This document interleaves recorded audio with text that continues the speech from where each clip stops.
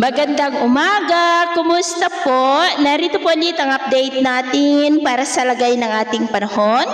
Ngayong umaga po ng February 22, 2026. Sa ngayon po ay nananatili na walang anumang sama ng panahon sa loob at labas ng ating area of responsibility. Ang hanging amihan ay patuloy po na umiiral lalo na sa Luzon, pero yung lamig po nito ay humihina na at easterlies naman ang patuloy na umiiral sa may Mindanao at ang shear line ay nakakaapekto po sa may Kabisayaan. At ito naman ay pinapakita ng forecast model na ating ginagamit hanggang sa susunod na 2 linggo ay posibleng storm free tayo, pero hindi pa rin inaalis ang posibilidad na maaari na may biglaang mabuo na sama ng panahon sa silangan ng ating bansa sa susunod po na mga araw. At sa lagay ng ating panahon, ngayong madaling araw ay maayos naman ang panahon sa malaking bahagi ng bansa, pero may tsansa pa rin ng mga isolated rains lalo na po sa may Catanduanes, Sorsogon, Masbate, Aklan,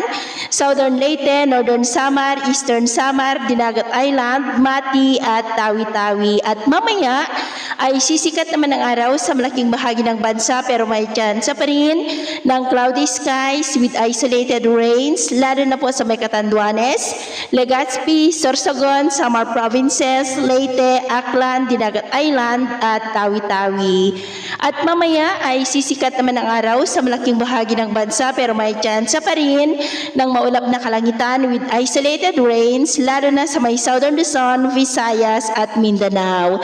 At sa atin naman pong mga baybayin, maalon pa rin sa may Eastern Samar Seaboard at Northern Samar Seaboard ng mga alon ay posibleng aabot hanggang po sa 1.5 to 2 meters height. Hanggat maari ay iwasan na po muna natin ang papalaot dyan sa mga may kulay pula para po mas makaiwas sa mga sakunang pangkaragatan. So ito lang latest update natin sa araw na ito. At ako po muli si James na nagsasabing sa kahit anong pagsubok po na darating sa ating buhay, huwag na huwag po tayong mawawalan ng pag-asa. Thank you and God bless!